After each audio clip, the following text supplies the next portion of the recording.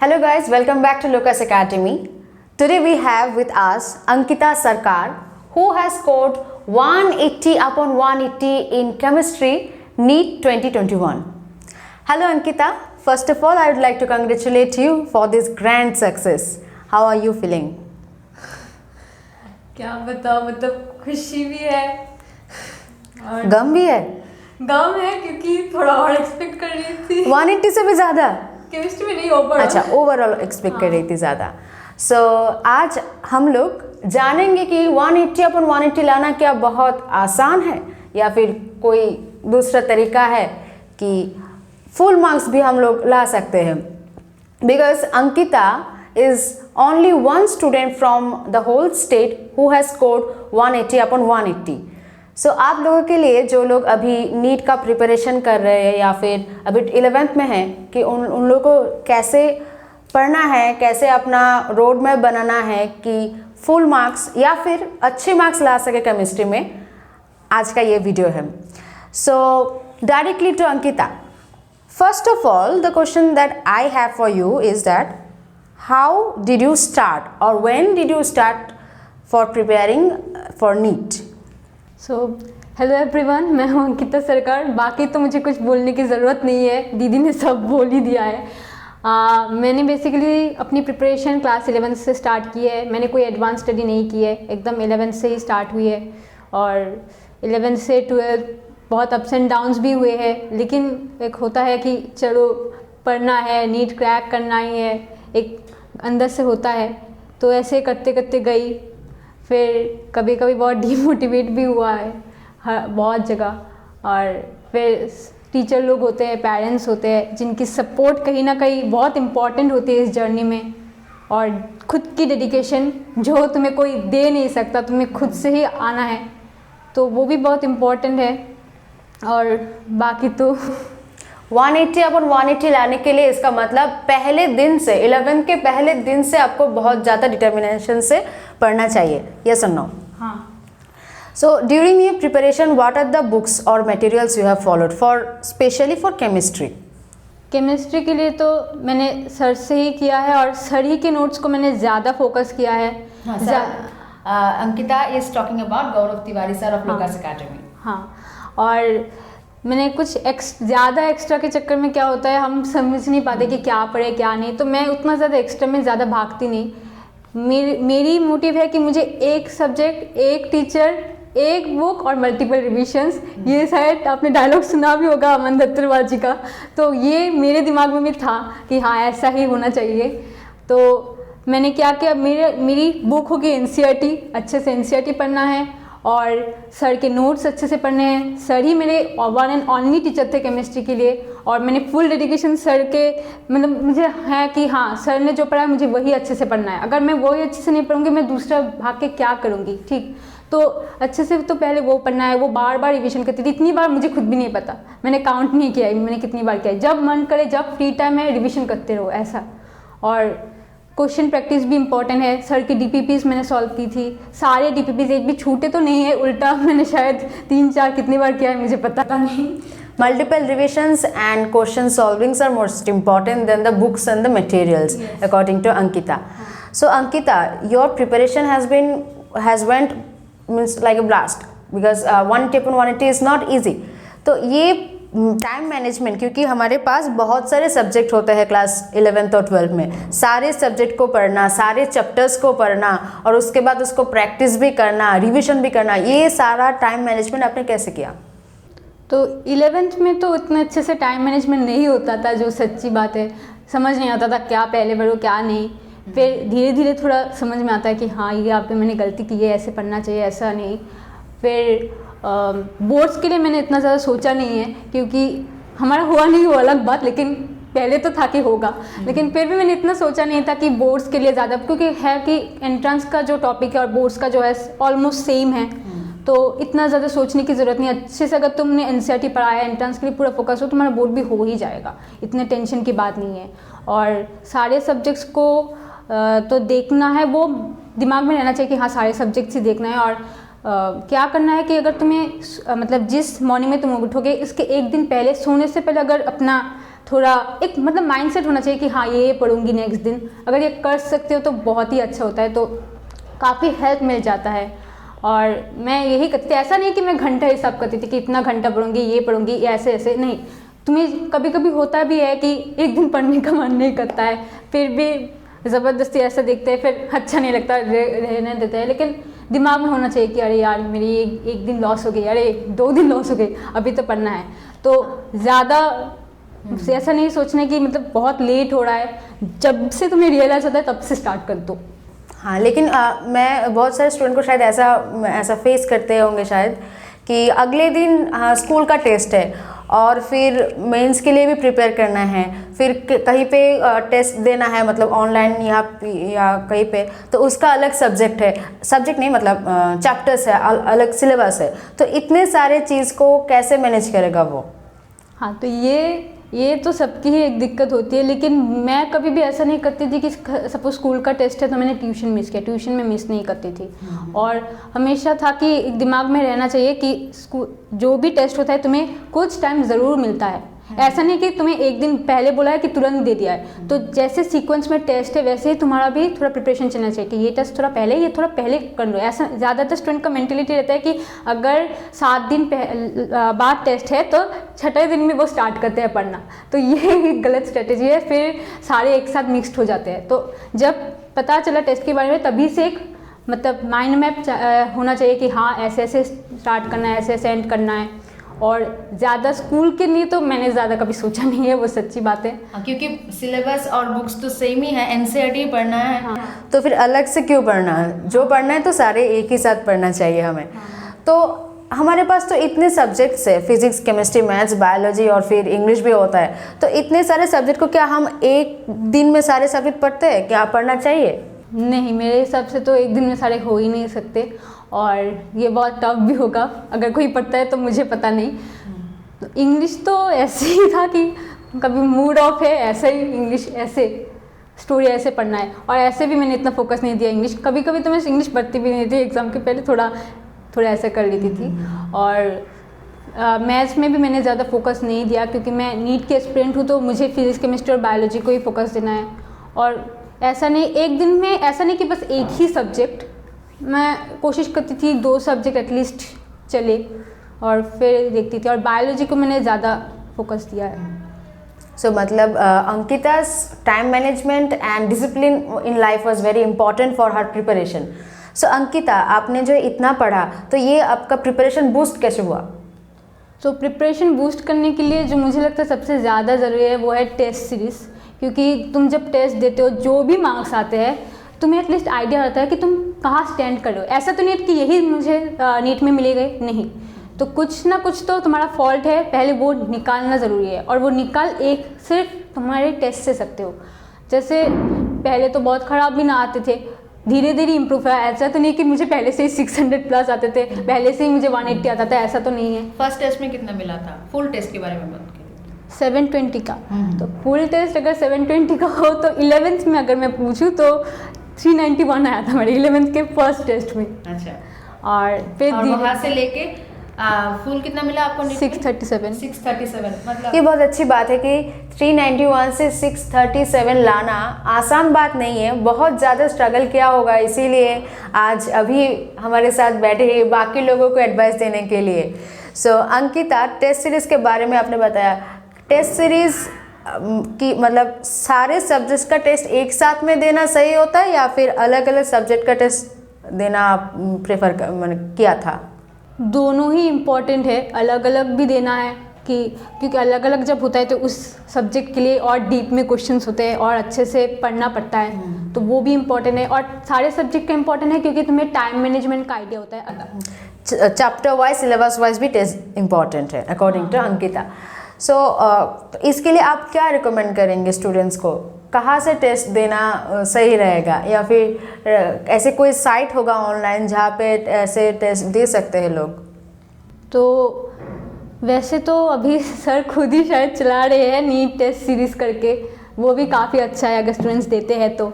और मेरे टाइम पे तो ये इतनी फैसिलिटी नहीं थी। तो हम तो सर के अभी सिर्फ केमिस्ट्री का ही टेस्ट देते थे। और साइट, हाँ ऑनलाइन का साइट भी यूज़ कर सकते हैं, लेकिन ऑफलाइन तो बेस्ट ही है। हमारे शायद नसीब में इतना कुछ नहीं था, तो ऑनलाइन का ही। लेकिन मैं क्या करती थी, ऑनलाइन का टेस्ट देती थी, फिर भी मैं OMR लाती थी। मैं सर के यहाँ से ही ला लेती थी कि OMR में करना है, तो ताकि गलती भी ना हो, प्रैक्टिस भी हो जाए। हाँ, और फिर previous year questions paper solve करने से भी शायद वो टेस्ट सीरीज वाला फील आ जाता है। हाँ बिल्कुल, मैं प्रीवियस ईयर के भी क्वेश्चंस करती थी, तो एक आइडिया भी आ जाता, टेस्ट सीरीज का भी फील आता है, एक आइडिया आ जाता है कि कैसे टाइप के क्वेश्चंस एग्जाम में दिखने को मिलते हैं। सो during your preparation did you ever feel that मुझसे नहीं होगा, अभी छोड़ देते हैं, जो भी आ जाएगा देखा जाएगा? Did you feel like this? कभी कभी तो लगता है यार और कितना पढ़ना पड़ेगा, पता नहीं, मतलब ख़त्म ही नहीं होता है कि जितने, मतलब एग्ज़ाम ख़त्म जब तक नहीं हुआ तब तक लगा कि सिलेबस कंप्लीट हुआ है क्या। एक डाउट होता था मन में कि पढ़ना ही पढ़ना है, पढ़ना ही पढ़ना है, एक ही चीज़ को बार बार पढ़ना है, क्योंकि कुछ दिन बाद वही चीज़ भूल जाते हैं। हाँ हाँ, जैसे नॉर्मल लोग होते हैं पढ़ने में इतना लोड नहीं ले सकते, उनको कैसे मोटिवेशन मिलेगा कि नहीं अभी फिर से पढ़ना है, क्या करना चाहिए? ऐसा आपने तो क्या किया था ऐसा? मुझे तो कभी कभी बहुत डाउन फील होता था, कुछ टाइम तो मैं थोड़ा बंद करती थी पढ़ना। फिर मैं क्या करती थी, मेरे हर कॉपी के ऊपर, अगर किसी ने मेरी कॉपी को नोटिस किया कि मैं कुछ ना कुछ मोटिवेशनल कोट्स लिखती थी, स्पेशली APJ अब्दुल कलाम के कोट्स लिखती थी, जैसे to shine like a star, you have to burn like a star, ऐसा करके मैं सारे में, और डिफरेंट रहता था कुछ कॉपी में, मैंने कुछ भी मतलब सेम नहीं लिखा, हर एक कॉपी में कुछ डिफरेंट मोटिवेशनल कोट्स मैं लिख के रखती थी, ताकि जब मैं कॉपी खोलूँ तो थोड़ा मोटिवेशन आ जाए कॉपी में देख के। ये बहुत अच्छी बात कही है अंकिता ने। सो ये तो एक चीज़ था, और एक कि अभी जो है सारे क्वेश्चन टेस्ट्स या फिर क्लासेस या हम लोग YouTube से ज़्यादा पढ़ते हैं, मतलब हमारे पास हमेशा मोबाइल रहता है, तो मोबाइल से तो बहुत ज़्यादा डिस्ट्रैक्शंस होता है, जिसके कारण जो फोकस करना भी चाहता है वो भी फोकस नहीं कर पाता। व्हाट्सएप, इंस्टा, फेसबुक, ये सब सोशल मीडिया से दूर कैसे रखें खुद को? मैंने तो खुद फेसबुक और इंस्टा अभी खोला है, तो फेसबुक और इंस्टा नहीं था मेरा, व्हाट्सएप और यूट्यूब भी था। और व्हाट्सएप में भी अगर लोग देखते होंगे, मैं काफ़ी इतना ज़्यादा इनएक्टिव, मतलब बहुत इनएक्टिव ही रहती थी, इतना ज़्यादा एक्टिव नहीं रहती थी। बस जब क्लास का टाइम होता था, मुझे तो इतना पता है कि हाँ इसके टाइम में है, ये टाइम है, तो वो उसी टाइम में मैं ज़्यादा एक्टिव रहती थी। और यूट्यूब भी, हाँ मैं क्लास के टाइम पे खुद ही कभी कभी तो माइंड फ्रेश करने के लिए खोलना ही होता है। एक पर्टिकुलर मैं सोच रही थी, हाँ आज दिन में आधा घंटा 1 घंटा यूट्यूब देखूंगी, मतलब मेरे दिमाग में था कि ज़्यादा नहीं देखना है। हाँ, मतलब आप जितना हो सके उतना दूर रहना चाहिए। हाँ, और पढ़ने के टाइम पे तो मैं मोबाइल स्विच ऑफ या साइलेंट करके थोड़ा दूर ही रखती थी, ताकि पढ़ाई में ही कंसंट्रेशन रहे। और फिर थोड़ा मतलब पढ़ने के बाद, ऐसा नहीं कि 1 घंटा पढ़ने के बाद 1 घंटा ब्रेक, ऐसा नहीं है। सपोज तुम कुछ घंटे पढ़ रहे हो, फिर थोड़ा जाके ब्रेक लेते हो, फिर मोबाइल में देखते हो अच्छा कुछ मैसेज भी आया कि नहीं ये भी देखते। क्योंकि अभी जो जनरेशन चल रहा है, अभी पढ़ाई का जो तरीका चल रहा है, वहाँ पे डिस्ट्रैक्शन बहुत बड़ी फैक्टर है, और उससे ओवरकम करना भी बहुत टफ हो गया है। हाँ। अच्छा, तो ये सब तो गया कि आपने बहुत अच्छा वाला प्लान बना लिया, रूटीन बना लिया, सब कुछ हो गया, तो फिर आपने ट्यूशन क्यों ऑप्ट किया? अगर ट्यूशन नहीं ऑप्ट करते तो शायद ये रूटीन भी नहीं बनता, क्योंकि जब ट्यूशन ऑप्ट करते हैं तो एक एनवायरनमेंट रहता है। ऑफलाइन क्लासेस का एनवायरनमेंट कुछ अलग ही है। मुझे लगता है कि ऑफलाइन क्लासेस में क्या होता है, हंसी मजाक भी होती है और इसके साथ साथ पढ़ाई भी हो जाती है, जो ऑनलाइन क्लासेस में वो थोड़ा लैक करती है, मुझे लगता है। और ऑफलाइन क्लास में मुझे देखने को मिलता है कि कौन कैसे करे, स्पीड करे, क्योंकि ऑनलाइन में तो कुछ लोग गूगल देख के भी मार देते होंगे आंसर, तो पता नहीं चलता कि ये सही, इसने सच्ची में आंसर दिया या गूगल मार के ऐसे देख लिया। लेकिन ऑफलाइन में तो हम देखते हैं कि कौन कितनी ज़्यादा स्पीड में है, क्या मैं इस स्पीड में हूँ, क्या मैं उसके अच्छे से कर सकती हूँ। कॉम्पिटिटिव स्पीड, एक्यूरेसी और कॉम्पिटिटिव एक एटमॉस्फेयर जो होता है ना, वो मैंने ऑफलाइन में ही लगता है शायद मुझे। हाँ, तो आपने लोकस एकेडमी क्यों चूज़ किया? क्योंकि शायद आपके पास बहुत सारे ऑप्शंस रहे होंगे।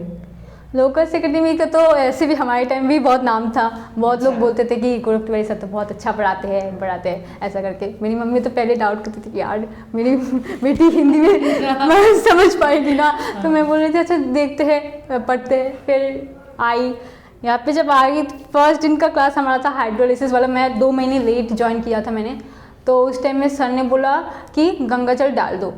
वैसे गंगा जल कहाँ से लाऊं मैं अभी फिर थोड़ी देर बाद में देखा सर ने H2O लिखा, अच्छा H2O का गंगा जल बोलते हैं। फिर धीरे धीरे समझ आया क्या हुआ कि सर बहुत फनी में भी पढ़ाते हैं और बहुत इंटरेस्टिंग बना देते हैं एक टॉपिक को, तो याद आता है, मतलब जैसा बना देते हैं। हाँ, मतलब फर्स्ट दिन का क्लास मुझे अभी तक याद है, क्योंकि ऐसे कन्वे किया था, ऐसे मतलब पढ़ाया था।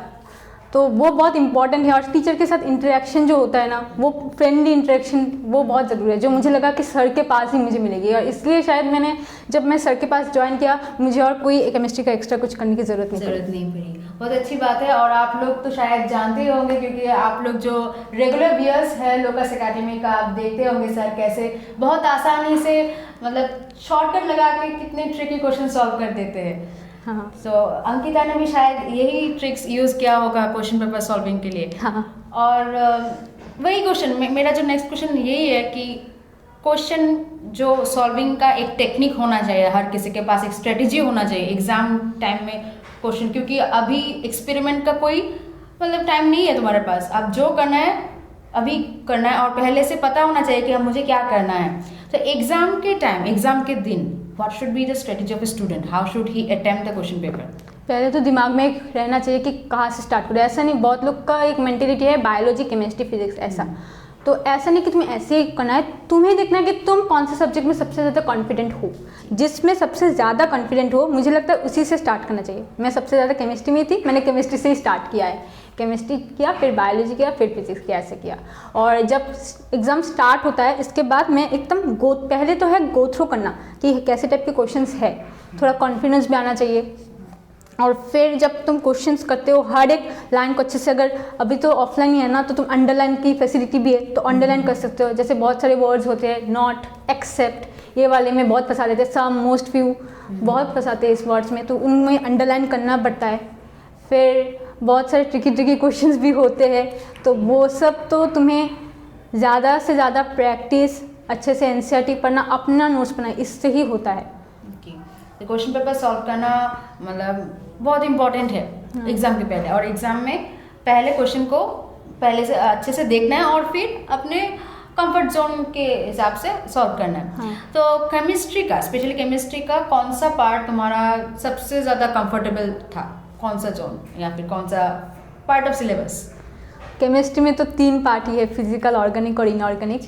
तो मुझे सबसे ज़्यादा पसंद थी ऑर्गेनिक केमिस्ट्री वाली, क्योंकि वो एकदम फील देती है, एकदम रिएक्शंस की जो वो मज़ा आता है। स्पेशली वो बेंजीन डायोजेनियम का जो स्ट्रक्चर था, ऐसे ऐसे करके सब चार्ट बना के देते थे, वो वाले मुझे बहुत अच्छे थे। स्ट्रक्चर्स, इतने सारे फॉर्मूलाज और फिर एक्सेप्शंस भी, ये सब याद रखना क्या आसान था केमिस्ट्री में? उतना तो आसान सब होता नहीं, लेकिन एक्सेप्शन बोल के सर के डिक्शनरी में शायद कोई होगा नहीं, क्योंकि सर ने सारे एक्सेप्शंस के कुछ ना कुछ ट्रिक्स, शॉर्टकट्स तो बताई है। और ऑर्गेनिक के लिए मैंने खुद स्पेशली 70 पेजेस का मतलब एक बना दिया था, क्योंकि सर ने इतना कुछ पढ़ाया था, ये 4 कॉपी लगी थी, तो इसको मैंने 70 पेजेस में करा के नोट बना लिया अपना। हाँ हाँ। So that's a very good thing that you have to make your own notes so that before exam you get a very comfortable and handsome notes you can go through for revision, right? तो ये सब तो 180 upon 180 भी आ गया, वो बिल्कुल आसान नहीं था, आपने बहुत स्ट्रगल किया है। फिर भी आपके जो जूनियर्स आपको अभी देख रहे होंगे, जो लोग नीट के प्रिपरेशन कर रहे होंगे या फिर 11th में है अभी, तो उनके लिए कुछ अलग टिप्स और ट्रिप्स कुछ तो होगा ना आपके पास? टिप्स और ट्रिक्स से तो मैं खुद भी अपना चैनल खोल रही हूँ। अगर लोगों ने देखा होगा, मैंने अपना इंट्रो वीडियो भी दिया है, तो मैं ऐसे काफ़ी सारे, बहुत कुछ एक वीडियो में बताना तो पॉसिबल भी नहीं है कि क्या क्या टिप्स ट्रिक्स यूज़ किए, इतना ज़्यादा याद भी नहीं होता। लेकिन हाँ, टिप्स और ट्रिक्स के पास जो सबसे इम्पोर्टेंट है वो है तुम्हारी डेडिकेशन, तुम्हारी हार्डवर्क और तुम्हारे मोटिवेशन के लिए कुछ तो होने चाहिए। तुम्हारे पेरेंट्स, तुम्हारे टीचर्स, सब इंटरेक्शन होनी चाहिए उनसे। और जो इम्पोर्टेंट है वो है, क्या बताऊँ मैं, अभी खुद भी मेरे पास इतना वर्ड्स नहीं आ रहा है। हाँ, so everyone note down, Ankita is opening her new YouTube channel named NEET tips and tricks. NEET tips and tricks, उसका लिंक आपको डिस्क्रिप्शन में मिल जाएगा। और वहाँ पे अंकिता अपनी जो ये जर्नी का स्टोरी है, उसका जो शॉर्टकट्स है, उसने क्या क्या फॉलो किया, कब कब किया, कैसे कैसे किया, उसका सारा डिटेल्स आप लोगों को बताती रहेगी। नोटिफिकेशन बटन को भी दबा देना, और ऑफ कोर्स लोकस एकेडमी का भी आप सब्सक्राइब करते रहना, लाइक कमेंट, सारे क्वेश्चंस पूछते रहना कमेंट में, सर तो है सारे क्वेश्चंस का आपका कन्फ्यूजन दूर कर देंगे। Glad to meet Ankita and that's a grand success. 180/180 लाना बिल्कुल आसान नहीं है, आपने कर दिखाया। सिर्फ केमिस्ट्री नहीं, सारे सब्जेक्ट को आपने इम्पोर्टेंस दिया और नीट को इतना अच्छे से क्रैक किया। It's a matter of pride for our state too. So now we are having with us the owner and teacher of Locus Academy, Gaurav Tiwari sir. Sir, how are you feeling? आपके यहाँ से किसी ने 180/180 score किया है, सो आपको अभी क्या फील हो रहा है? मतलब आपको अच्छा लग रहा होगा, फिर भी आपका ये जर्नी में शायद किसी ने पहली बार फुल मार्क्स लाया है, सो आप क्या बताएंगे? सारे टीचर्स का जब से वो स्टार्ट करते हैं पढ़ाई करना, उनका तो हमेशा ही यही रहता है कि जो जिस स्टूडेंट्स को वो पढ़ा रहे हैं, जैसा भी वो स्टूडेंट्स हो, अच्छा हो या थोड़ा सा वीक हो, सबके लिए तो एक ही थिंकिंग रहता है कि सभी लोग जितना स्कोर ज़्यादा से ज़्यादा कर सकें वो रहे। लेकिन सबका, जैसे मेरे लाइफ में तो 4 सितंबर 2016 से तो ये तो एक ड्रीम था कि कोई बच्चा मेरे ही सब्जेक्ट में पूरा का पूरा स्कोर करे, वो भी इस स्टेट से। तो वो तो बहुत ही, मतलब कुछ दिन पहले भी मैंने इनसे और कुछ बच्चों से बोला था कि तुम्हें 180 में 180 स्कोर करके देना है, और लकली जैसा हो गया। लकली नहीं बोल सकते, ये सब बहुत हार्ड वर्किंग की वजह से, और सब चीज़ों को लोग बोलते हैं ना वो सिली मिस्टेक्स, पढ़ते समय वो ध्यान नहीं देते कि इसमें सिली मिस्टेक्स हो सकता है, इसलिए एग्जाम में और सिली मिस्टेक्स होते हैं। इसलिए पढ़ते समय ही वो सब चीज़ें ध्यान रखना कि ऐसे क्वेश्चंस हो सकते हैं, ऐसे हो सकते हैं, वो सारी पॉसिबिलिटीज़ को देखते रहना। वो मतलब कोई भी बच्चा अगर अच्छा करता है तो वो तो फीलिंग मुंह से या फिर ऐसे एक्सप्रेस करके तो बोला ही नहीं जा सकता, वो तो लाइफ टाइम के लिए याद रह जाता है कि फर्स्ट टाइम, मतलब फर्स्ट तो ऑलवेज बेस्ट रह जाता है ना, कि आउट ऑफ 180 किसी ने करके दिखाया। तो आपको पहले से अंकिता पे एक्सपेक्टेशन थी कि वो ऐसे फुल मार्क्स ला सकते हैं, या फिर किसी मतलब एक ग्रुप ऑफ स्टूडेंट्स थे आपके पास जिससे आपको एक्सपेक्टेशन था कि हो जाएगा उन लोगों का? ऐसे कुछ स्टूडेंट्स तो हमेशा ही रहते हैं कि वो बहुत ज़्यादा ब्रिलियंट रहते हैं एग्ज़ाम में, भले उनके कुछ स्कोर ऊपर नीचे हो जाएं। लेकिन इसने तो बहुत ही बार, हम लोगों के यहाँ एक टेस्ट सीरीज चल रहा था, नीट टेस्ट सीरीज, जिसमें बेसिकली हम लोग चाहते थे कि बच्चे एनसीईआरटी को काफ़ी हार्ड वर्क से उसको पढ़ें, क्योंकि अक्सर लोग दूसरी बुक को ज़्यादा प्रेफर करते हैं, और वो एनसीईआरटी जो कि मतलब वहाँ से क्वेश्चन ही बन करके आते हैं, मोस्टली क्वेश्चन वहाँ से रहते हैं, उसको अच्छे से पढ़ते नहीं, क्योंकि उनको टेस्ट सीरीज़ में क्वेश्चन बाहर से दिखते हैं, तो उनको लगता है कि वो बाहर से कोई बुक्स पढ़ें तो टेस्ट सीरीज़ में नंबर बढ़ेंगे। तो हम लोगों ने एक test series last year start किया था, नीट टेस्ट सीरीज, जिसमें 27 टेस्ट हुए थे, और उसमें से आउट ऑफ 27 अप्रॉक्सीमेटली 14+ टेस्ट में तो इसने आउट ऑफ 180 दिया था। वो तो वहीं से ही तो लग जाता है कि बच्चे को, मतलब अचानक तो कोई बहुत बड़ा इंसान नहीं होता ना, उसके लिए तो स्ट्रगल होता है, उसको पहले से ही वो मेहनत करके लाना पड़ता है। तो इतने सारे टेस्ट में 180 ला पाना मतलब एग्ज़ाम में ही हो जाएगा, और क्या। अक्सर बहुत सारे बच्चे होते हैं जो टेस्ट में कम नंबर लाते हैं, वहाँ पे थोड़े ज़्यादा हो जाते हैं, और ये तो पहले से ही 180 में 180 इतना लेकर आ रही थी।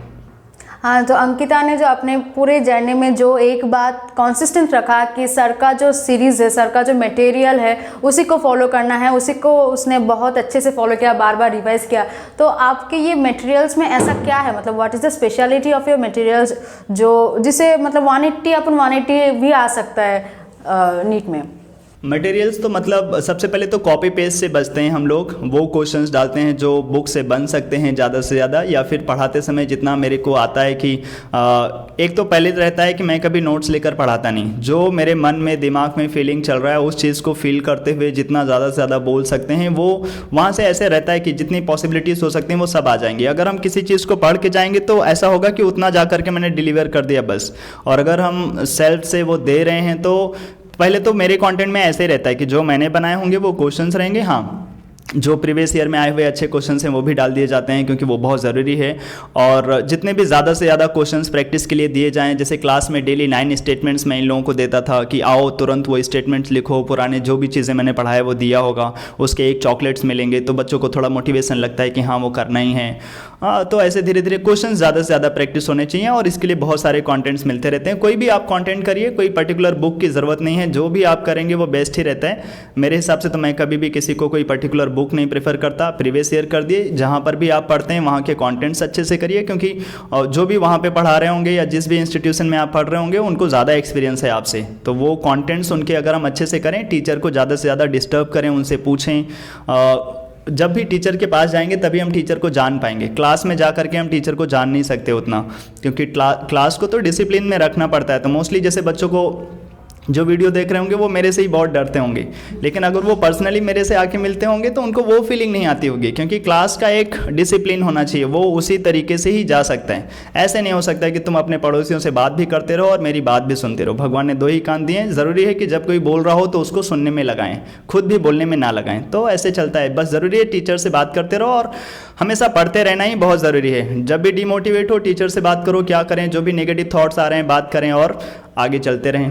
कम ज़्यादा स्कोर चलता रहता है, लेकिन हाँ ये है कि अब 180 हो जाना तो उसको सेलिब्रेट करना भी बनता है। इसलिए हम लोगों ने आज सोचा कि एक छोटा सा इंटरव्यू, और वो बच्चे जो लोग ऐसा सोचते भी नहीं, ये बहुत ज़रूरी है कि पहले से सोचे कि हमें 180 लाना है, तभी वो एग्ज़ाम में आता भी है। ऐसे नहीं होता वहाँ गए और लकली आ गया वो 180 आउट ऑफ 180।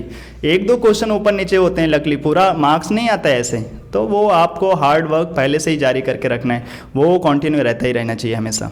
जी बिल्कुल। ऐसे बहुत सारे बच्चे होंगे जिन्होंने कहीं पे ट्यूशन्स नहीं लिया है और शायद ही आपकी सिर्फ वीडियोस को फॉलो करते या यूट्यूब पे और सेल्फ स्टडीज़ करते होंगे। उनके लिए आप क्या बताएंगे और उनको क्या सजेशंस देंगे? आपके मटेरियल्स क्या उन तक पहुंच सकता है? मैंने सोचा है कि नेक्स्ट सेशन से जो मेरे यहाँ जितने भी मटेरियल्स हैं, अगर बच्चों को चाहिए तो वो मेरे यहाँ से आके ले जा सकते हैं। कुछ पर्टिकुलर लोवेस्ट प्राइस जैसा भी होगा वो दे करके, कि जितने भी स्टडी मटेरियल्स हैं वो एक साथ उनको मिल जाएंगे। स्टडी मटेरियल में मेनली तो आपको क्वेश्चंस मिलेंगे, मेरे क्वेश्चंस विथ आंसर, या जिनके सोल्यूशंस मेरे पास होंगे वो मैं सोल्यूशंस प्रोवाइड करा सकता कि आइए। और वो पूरा का पूरा, जैसे बहुत सारे लोग हैं जो डिस्ट्रिक्ट में यहाँ पे अगरतला में नहीं रहते और बाहर कहीं रहते हैं, उदयपुर में, खोवाई में, सोनामुरा में, या जहाँ पर भी वो रहते हैं, तो आप घर से ही पढ़िए। और मेरे चैनल्स पे भी इतने सारे स्टडी से रिलेटेड वीडियोस हैं, 2-2 घंटे के, कितने सारे शॉर्टकट्स हैं, कितने सारे शॉर्ट वीडियोस हैं, वो देखने से भी आपको काफ़ी सारा हेल्प मिल सकता है। ज़रूरी नहीं कि आप मेरे यहाँ से आ करके पढ़ रहे हैं तभी वो अच्छा होगा, बस वो मटेरियल अच्छे से कर लेंगे तब भी आपका हेल्प हो जाएगा। जी बिल्कुल, बहुत अच्छा लगा आज की इस इंटरव्यू में अंकिता और गौरव सर के साथ। आप लोगों ने अभी तक तो सब कुछ जान लिया है, कैसे पढ़ना है, क्या पढ़ना है और कब तक पढ़ना है, क्वेश्चंस कैसे सॉल्व करना है, कहाँ से सॉल्व करना है। सारे क्वेश्चंस, सारे डाउट्स आपका क्लियर हो चुका है अभी तक। और अगर कुछ रह गया है तो आप कमेंट में ज़रूर पूछ लेना।